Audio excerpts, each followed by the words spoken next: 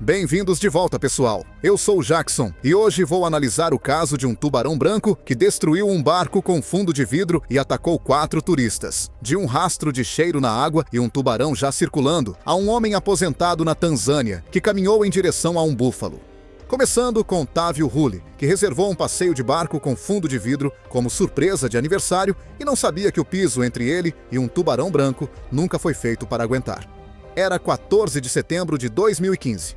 A cerca de 6 milhas da costa da Baixa Califórnia, a água muda de um azul turquesa de cartão postal para um verde profundo, quase preto quanto mais longe você vai. Sem pontos de referência, apenas mar aberto e uma fina faixa marrom no horizonte. Era lá que esse passeio acontecia. Sem nome de empresa, sem uniformes, apenas um folheto plastificado na recepção de um albergue e um rapaz local com um casco de fibra de vidro de 6,5 metros. Távio Rulli tinha 34 anos, um supervisor de turno de armazém de Tucson. Ele reservou a viagem como uma surpresa de aniversário para sua namorada, Maris Ostler, de 31 anos. Seus amigos Weston e Lori Dray foram juntos, com 38 e 36 anos. Nenhum deles tinha experiência real em mar aberto. Sem jaula, sem roupa de mergulho, apenas um painel de vidro no piso e o que quer que nadasse abaixo dele. A única coisa que Távio não mencionou ao guia, nem ele nem Maris sabiam nadar. Pelo menos, não muito bem. Setembro é o auge da temporada de tubarões brancos na costa da Baixa Califórnia. Os tubarões brancos aqui chegam a medir 4,5 metros. O painel de vidro no piso era decorativo, não projetado para carga estrutural ou impacto. Esse detalhe não estava no folheto. No início do passeio, o guia jogou restos de peixe ao mar para atrair a vida marinha para o vidro, deixando um rastro de cheiro na alta temporada. 20 minutos depois, uma grande barbatana dorsal apareceu a uns 25 metros. O guia desligou o motor, mas não voltou. Uma forma escura passou sob o vidro. Ninguém parecia alarmado. Então, a barbatana submergiu e não voltou. 4 minutos de águas calmas e silenciosas. Pareceu mais tempo. O primeiro impacto veio de baixo, uma batida exploratória que flexionou o casco e rachou o vidro. Lori recuou de um solavanco. Maris perdeu o equilíbrio. Alguém riu, mais por nervosismo do que qualquer outra coisa. A água infiltrou-se pela rachadura, depois de forma constante. O guia moveu-se para os controles, mas o barco já tinha começado a inclinar. O barco inclinou conforme as pessoas se moviam para manter o equilíbrio, a popa baixando. Outro impacto forçou a água com mais força pela placa rachada e por uma fenda perto do chão. O vazamento virou uma entrada constante. Foi quando tudo falhou. O convés ficou escorregadio. O barco inclinou mais. Maris escorregou primeiro, batendo no painel rachado que cedeu mais sob seu peso. A abertura aumentou o suficiente. Ela passou por ela. Távio entrou logo atrás, sem hesitar. Weston seguiu segundos depois, quando o barco balançou de novo e o desequilibrou. Lori ficou no lado mais alto, agarrando-se ao que podia enquanto o casco afundava mais. O comportamento do tubarão mudou no momento em que eles entraram na água. Maris estava mais perto, uma mordida, na parte inferior do tronco, não prolongada, apenas decisiva. Távio a alcançou e o tubarão voltou por baixo. Contato na perna e no quadril. Uma única mordida e soltou. Ele não voltou a subir da mesma forma. Weston foi atingido em seguida, nas costas e no ombro direito. Não foi segurado, mas o suficiente para feri-lo gravemente. O guia enviou um pedido de socorro pelo rádio portátil e jogou um cooler e uma boia ao mar, enquanto o barco continuava a encher de água.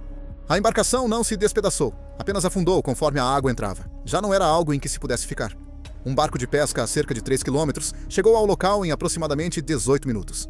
Távio e Maris estavam de bruços e sem reação. Weston estava consciente, mas perdendo muito sangue. Lori foi encontrada sobre destroços, fisicamente ilesa. Maris morreu no local. A mordida rompeu grandes vasos abdominais, e ela sangrou até a morte em minutos. Távio não pôde ser reanimado. A perda de sangue pelos ferimentos na coxa e na pelvis foi a causa. Weston sobreviveu. Após a cirurgia, mas perdeu o uso parcial do braço direito. Lori foi tratada por choque.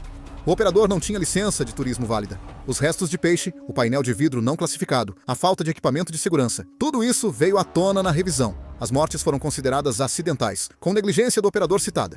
Uma câmera à prova d'água perto dos destroços tinha fotos com data e hora de até 4 minutos antes do primeiro impacto. O registro de rádio do guia e o GPS da embarcação de pesca confirmaram o resto. Caso encerrado. Távio reservou aquela viagem como surpresa de aniversário e ela terminou com ele e Maris mortos na água a 6 quilômetros da costa.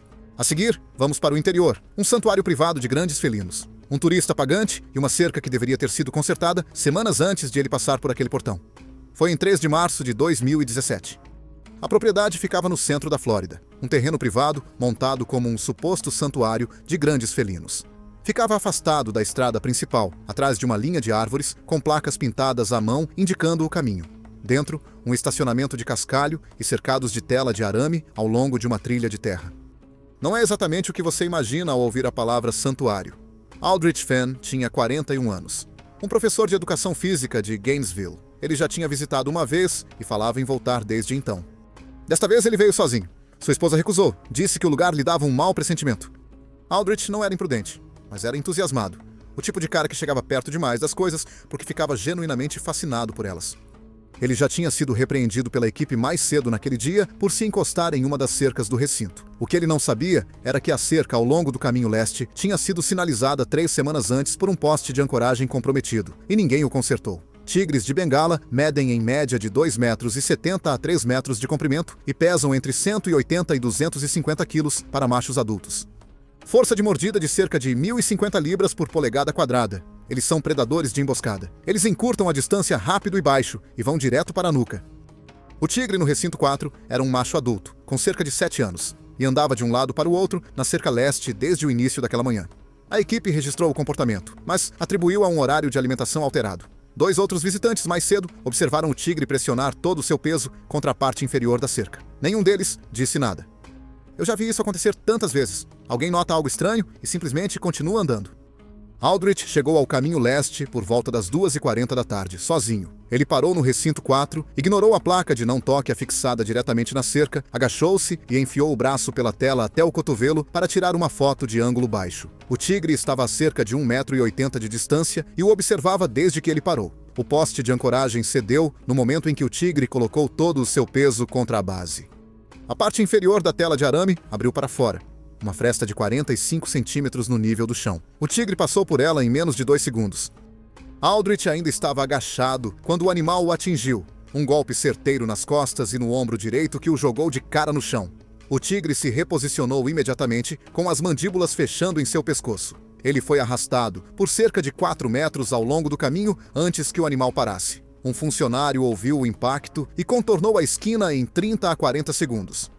O tigre estava imóvel, segurando Aldrich pelo pescoço e pela parte superior das costas. O funcionário usou uma buzina de dióxido de carbono. O animal soltou e voltou para a abertura por conta própria. Um chamado foi feito por volta das 2h47 da tarde e as equipes de resgate chegaram cerca de 14 minutos depois. Aldrich não se moveu desde a primeira mordida. Aldrich Fenn foi declarado morto no local. A causa da morte foi uma fratura cervical na vértebra C2, fatal imediatamente. Achados secundários incluíram lacerações profundas nas costas, uma clavícula direita fraturada e perda significativa de tecido mole. Diante de tudo o que aconteceu, esse talvez seja o único detalhe que não piora a situação. A instalação foi fechada em poucos dias. Inspetores encontraram mais 3 seções de cerca, com postes de ancoragem comprometidos pela propriedade. O registro de manutenção, que mostrava que o reparo da cerca leste havia sido agendado e ignorado, foi recuperado, junto com o diário que anotava o comportamento anormal do tigre naquela manhã. O tigre foi transferido para um local licenciado. O proprietário enfrentou processos civis e a morte foi considerada acidental.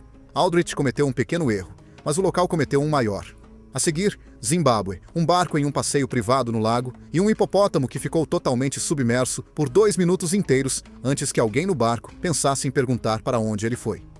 Era 22 de julho de 2017. A reserva ficava nas terras baixas do sul do Zimbábue, um terreno plano e seco, interrompido por arbustos esparsos e um lago largo que atravessava o centro da propriedade. A água era marrom e completamente opaca, daquele tipo que engole tudo abaixo da superfície sem deixar rastro.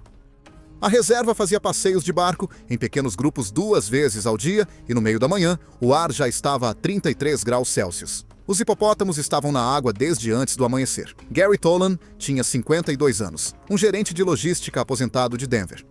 Ele economizou para esta viagem por 3 anos. Primeira vez na África, planejou cada detalhe sozinho. Ele viajava com um pequeno grupo de outros 6 turistas, todos desconhecidos, reservados pela mesma operadora independente. Gary pediu especificamente um assento na frente do barco para ter a melhor vista. Esse detalhe importa mais tarde. Hipopótamos são o 3º maior animal terrestre da Terra. Machos adultos pesam, em média, entre 1.500 e 1.800 quilos e podem chegar a 30 km por hora em terra. Os seus dentes caninos crescem até 50 centímetros e a sua força de mordida é estimada em mais de 800 quilos por polegada quadrada. Eles são responsáveis por mais mortes humanas na África do que qualquer outro grande animal terrestre e são extremamente territoriais na água. Eles não dão muitos avisos, e essa é a parte que as pessoas subestimam constantemente. O guia avistou um grupo de 4 hipopótamos a cerca de 60 metros à frente e desligou o motor. Ele disse ao grupo para permanecer sentado e manter as mãos dentro do barco. Um dos 4 submergiu. Gary, sentado na frente, inclinou-se sobre a borda tentando ver para onde ele foi. O guia disse para ele se sentar. Gary recuou brevemente, então inclinou-se ainda mais. Avisou-o pela segunda vez. Gary não se moveu. Não sei o que ele achou que veria. A água estava completamente marrom. O hipopótamo surgiu ao lado da boia dianteira esquerda. Um animal de 1.722 quilos subindo em velocidade, levantou e inclinou o canto frontal do pontão. O barco inclinou bruscamente para a esquerda, e 3 turistas caíram, incluindo o Gary. O guia e outros 2 seguraram no corrimão central e aguentaram-se. O Gary estava de cara na água. Os outros 2 gritavam e nadavam em direção ao barco, e o guia puxou-os para bordo. Gary não se mexeu. O hipopótamo reapareceu a uns 4,5 metros. Manteve a posição brevemente, e depois seguiu para a margem oposta. O guia alcançou Gary com uma vara e o puxou para junto do barco. Ele respirava com dificuldade e não reagia. Puxá-lo para um pontão sem plataforma de nado e com passageiros desequilibrados não era seguro.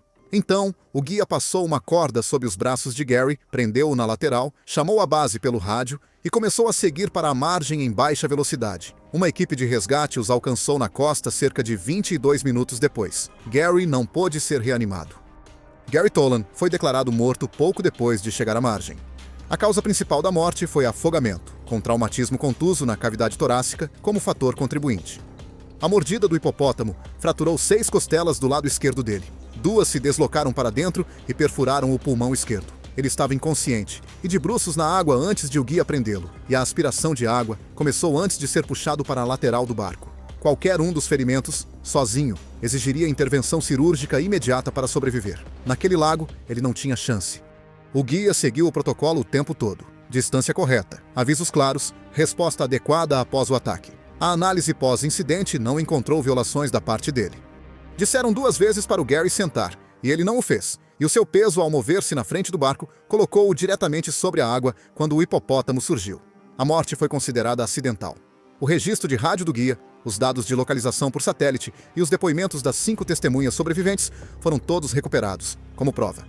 Gary ignorou 2 avisos e entrou na água por causa disso. Dito isto, o norte do Botsuana é o próximo, um jipe de safari ao ar livre e um elefante macho que já estava no pior humor possível antes mesmo do veículo aparecer. Era 9 de outubro de 2016. A reserva ficava no norte do Botsuana, uma savana vasta e plana, interrompida por grupos de acácias e leitos de rios secos. Em outubro, a grama estava baixa e amarela, e os animais estavam concentrados perto das poucas fontes de água restantes. O passeio estava acontecendo desde as 6 da manhã. Era um pouco mais de 9 horas. Aldous Double tinha 47 anos, um engenheiro civil de Portland, Oregon, viajando com sua colega, Beth Sorrells, de 44. Eles se juntaram a um safari em grupo pequeno, 4 turistas no total, mais um guia, reservado através de um operador local independente. Nenhum dos 2 tinha estado na África subsaariana antes. Eles estavam sentados na segunda fileira de um Land Cruiser aberto, sem teto, sem gaiola de proteção. A viagem tinha sido ideia da Betty. Ela planejava isso há mais de um ano. Aldous concordou principalmente porque ela lhe pediu 3 vezes. Os elefantes da savana são os maiores animais terrestres da Terra. Machos adultos pesam, em média, entre 4.500 e 6.000 quilos e chegam a quase 4 metros de altura. Um elefante em investida pode atingir 40 km por hora. E suas presas podem chegar a quase 2 metros, capazes de perfurar a estrutura de veículos. Elefantes no cio, um estado hormonal marcado por testosterona elevada, são muito agressivos e não precisam de muito motivo para atacar. O sinal revelador é uma mancha escura e úmida que escorre pela lateral do rosto a partir das glândulas temporais. Se vir isso em um macho solitário, vá embora. Isso não é uma sugestão. O guia avistou um macho solitário a cerca de 90 metros da trilha e notou imediatamente as secreções da glândula temporal. Ele avisou o grupo e começou a dar ré, sem hesitar. O elefante virou-se para o jipe, com as orelhas abertas e a cabeça erguida, uma clara demonstração de ameaça. O guia continuou a recuar. Então, Aldous inclinou-se para fora do veículo para ver melhor, e Beth agarrou a barra de proteção e levantou-se parcialmente do assento. O guia ordenou-lhes firmemente que se abaixassem e permanecessem assim. Aldous recuou um pouco, mas Beth continuou de pé, com a câmera erguida. O elefante prendeu as orelhas e baixou a cabeça. Isso não é um aviso. É o início de uma investida. O macho cobriu a distância em menos de 5 segundos. O guia acelerou fundo na marcha ré, mas a trilha curva impediu sua velocidade. Não havia tempo. A presa direita atingiu a parte dianteira do lado do passageiro do veículo, perfurando o capô e entrando no bloco do motor. O impacto girou a frente do jipe bruscamente para a esquerda. O elefante avançou contra a segunda fileira, com as presas e a testa direto onde Aldous e Beth estavam sentados. O lado direito do veículo saiu do chão. Aldous foi atingido pela presa no lado direito do peito e abdômen superior. Beth foi arremessada contra a moldura da porta, enquanto o veículo girava com o peso do elefante. O painel lateral cedeu para dentro. O guia foi jogado contra a coluna de direção e os dois turistas da frente foram lançados contra o painel e as laterais. O elefante empurrou por cerca de 8 segundos, depois recuou e ficou sobre o veículo antes de se afastar lentamente para o norte. O guia, machucado, mas móvel, alcançou seu rádio e pediu resgate. A equipe de resposta mais próxima estava a cerca de 35 minutos. Os dois turistas da primeira fileira estavam abalados e feridos, mas conscientes. Aldous e Beth estavam ambos inconscientes na segunda fileira destruída. Ambos foram declarados mortos no local. Aldous morreu devido a um ferimento penetrante de presa na cavidade torácica direita, entrando entre a quarta e a quinta costela, causando danos catastróficos ao pulmão direito e vasos adjacentes. Beth morreu devido a um traumatismo contundente na cabeça e coluna cervical, consistente com uma colisão de alto impacto contra a estrutura interna do veículo. Nenhum dos dois teria sobrevivido, mesmo com acesso cirúrgico imediato. O guia pediu a reversão no momento em que avistou o elefante no cio. A análise pós-incidente confirmou que ele seguiu o protocolo corretamente. Beth ainda estava parcialmente de pé quando o elefante avançou, e Aldous tinha se inclinado para fora segundos antes. O movimento na segunda fileira foi o que atraiu aquele macho. As mortes foram consideradas acidentais. O registro de rádio do guia, a análise dos danos no veículo e os relatos das duas turistas sobreviventes foram recuperados como prova. 2 pessoas mortas na segunda fileira de um jipe, ambas foram avisadas para sentar. Nenhuma delas ouviu quando era importante. A seguir, um passeio de canoa solo em um rio de águas turvas e um predador que já havia sido relatado naquele trecho exato 4 dias antes. Era 6 de agosto de 2014. O rio cortava densos manguezais no território do norte da Austrália, estreito em alguns pontos, largo e lento em outros, com as margens tão densas de vegetação que não se conseguia ver mais do que alguns metros para dentro da linha das árvores. A água era escura, manchada de tanino, completamente opaca. A estação seca baixou o nível da água cerca de 60 centímetros do seu pico, na estação chuvosa, concentrando tudo, peixes, aves e crocodilos, em um trecho mais estreito do canal principal. Pressa Wyland tinha 29 anos, uma escritora de viagens freelancer de Austin, Texas. Ela estava na Austrália em uma viagem de pesquisa autofinanciada, documentando pequenos operadores turísticos independentes. O passeio pelo rio era sua terceira atividade da semana, reservado através de um guia local que organizava passeios de canoa para 2 pessoas a partir de um pequeno ponto de partida à beira do rio. Sua experiência com remo limitava-se a caiaque em lagos calmos. Ela avisou o guia logo de início. Ele disse que o rio era calmo e o passeio era para iniciantes. Ela acreditou na palavra dele, o que, honestamente, dado o que era este rio, foi o primeiro erro. Os crocodilos de água salgada são os maiores répteis vivos da Terra. Os machos adultos medem em média de 14 a 17 pés e pesam entre 1.000 e 1.500 libras. A força da mordida deles supera 3.700 libras por polegada quadrada. São predadores de emboscada que usam o giro da morte para desorientar e afogar a presa. Uma rotação corporal rápida que rasga tecidos e puxa a vítima para baixo quase instantaneamente. No território do norte, ataques a pequenas embarcações são documentados, especialmente durante a estação seca, quando os animais se concentram no canal principal. Um grande macho residente tinha sido registrado exatamente naquela parte do rio 4 dias antes deste passeio. O guia não tinha verificado o registro de avistamentos. Pressa definitivamente também não. Ela não tinha motivos para saber que ele existia. O guia avistou um grande crocodilo tomando sol na margem esquerda, a cerca de 120 metros à frente, e apontou como se fosse um atrativo do passeio. Ele remou para a direita para manter distância. O crocodilo deslizou para a água conforme eles se aproximavam. O guia chamou isso de comportamento normal. Pressa ficou quieta e começou a observar os 2 lados da água. O que nenhum deles sabia era que um segundo crocodilo, maior, estava parado na parte rasa da margem direita, o lado para onde tinham acabado de ir. Pressa viu uma pequena ondulação vindo da direita em direção à canoa, a uns 9 metros de distância. Ela apontou. O guia virou para olhar. O crocodilo atingiu o lado direito da canoa no meio do casco, com força suficiente para rachar a fibra de vidro ao longo da borda. Antes que qualquer um deles pudesse fazer algo, suas mandíbulas se fecharam sobre a borda direita na frente, bem diante de Pressa. A canoa começou a virar para a direita. Ela agarrou os 2 lados do casco, mas já era tarde demais, e ela caiu na água. O crocodilo soltou a canoa e a alcançou em segundos, com as mandíbulas fechando sobre seu braço e ombro direitos, iniciando imediatamente um giro mortal, uma rotação rápida e completa que deslocou a articulação do ombro e a puxou para o fundo. O guia gritava e batia na água com o remo. O crocodilo emergiu brevemente a cerca de 6 metros rio abaixo e depois submergiu. Pressa não voltou à superfície. O guia conseguiu remar a canoa danificada e semi-inundada até a margem mais próxima e ativou o localizador pessoal que estava preso ao seu colete. Uma equipe de resgate chegou de lancha cerca de 40 minutos depois. Ele estava fisicamente ileso, mas em choque. As buscas no rio começaram imediatamente. O corpo de Pressa foi recuperado na manhã seguinte, a cerca de 600 pés rio abaixo, parcialmente escondido sob raízes submersas na margem esquerda. Crocodilos escondem presas em locais assim. A causa da morte foi afogamento. O giro da morte a puxou para baixo, e ela nunca mais voltou à superfície. A perda traumática do braço direito no ombro foi um fator contribuinte, mas o afogamento a matou. Descobriu-se que a operação do guia funcionava sem uma licença de atividade de vida selvagem para aquele trecho do rio, e ele não havia verificado o registro de avistamentos que relatava o grande macho, residente 4 dias antes. Morte considerada acidental. O sinal com registro de data e hora do rastreador, os danos na canoa compatíveis com mordidas de crocodilo grande e o relato escrito do guia foram recuperados como prova. Pressa confiou em um guia em um rio onde ele não tinha permissão para estar, e isso custou tudo a ela. A última, Tanzânia, um safari a pé. E um turista que continuava a andar à frente de onde o guia dizia para ele ficar. Foi 18 de maio de 2015. A concessão ficava no oeste da Tanzânia, uma região de arbustos espinhosos com colinas baixas, acácias dispersas e solo vermelho seco, que virava pó sob as botas. A visibilidade era boa na maioria das direções, talvez 25 a 30 metros antes de a vegetação engrossar. O grupo estava a pé há cerca de 2 horas. Era um pouco mais de 7 da manhã, ainda fresco, o tipo de manhã que faz você sentir que nada aqui fora poderia dar errado. Harlan Drell tinha 55 anos, um corretor de seguros aposentado de Nashville, Tennessee. Ele tinha feito um safari a pé na África do Sul 4 anos antes e se considerava experiente o suficiente para saber o básico. Ele viajava com seu filho adulto, River, de 27 anos, e outros 4 turistas como parte de um pequeno grupo de caminhada liderado por um único guia armado. Harlan era o mais falante do grupo, sempre na frente, sempre fazendo perguntas, sempre um passo à frente de onde o guia queria que ele estivesse. O guia já o tinha corrigido 2 vezes naquela manhã.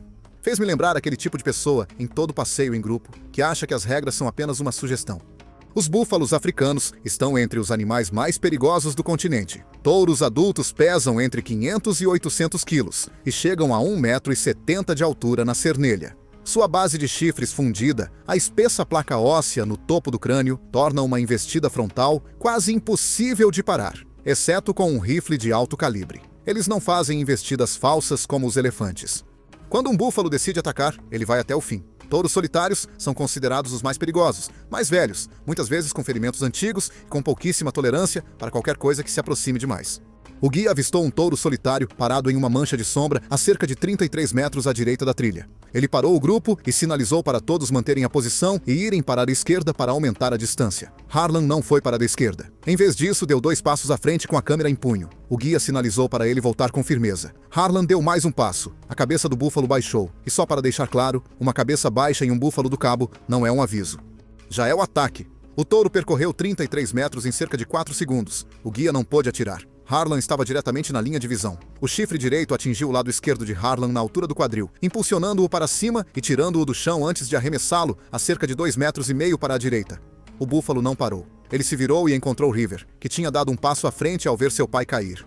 O segundo impacto atingiu River na parte inferior das costas e no quadril direito, jogando-o de cara no chão. O búfalo ficou sobre ele por um breve momento, antes que o guia desse um tiro de advertência no chão. O animal recuou, virou-se e seguiu para o mato a trote. Do início ao fim, menos de 20 segundos. Harlan não se movia. River estava consciente, mas não conseguia levantar. O guia pediu resgate pelo rádio imediatamente. O grupo estava a cerca de 5,5 km do ponto de acesso de veículos mais próximo. Um veículo chegou até eles em cerca de 28 minutos. Harlan não reagiu durante todo o tempo. River estava alerta, mas não conseguia apoiar o peso no lado direito. Harlan Drell foi declarado morto ao chegar a uma unidade médica. O impacto do chifre rompeu seu baço e fígado e fraturou sua pelvis esquerda e 3 costelas inferiores. A causa da morte foi hemorragia interna. Com 28 minutos para o resgate e sem acesso cirúrgico no local, a sobrevivência não era possível, independentemente do que fosse feito depois.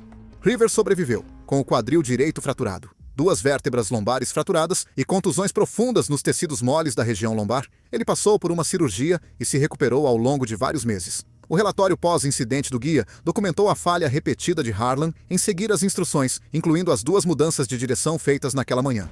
Todos os outros turistas do grupo confirmaram. A decisão do guia de não atirar durante a investida foi revisada e confirmada como a escolha correta. Harlan esteve na linha de tiro o tempo todo. A morte foi considerada acidental. O guia foi inocentado. Dados de rastreamento por GPS, o registro de rádio do guia e o relatório escrito do incidente arquivado no mesmo dia foram todos recuperados como prova.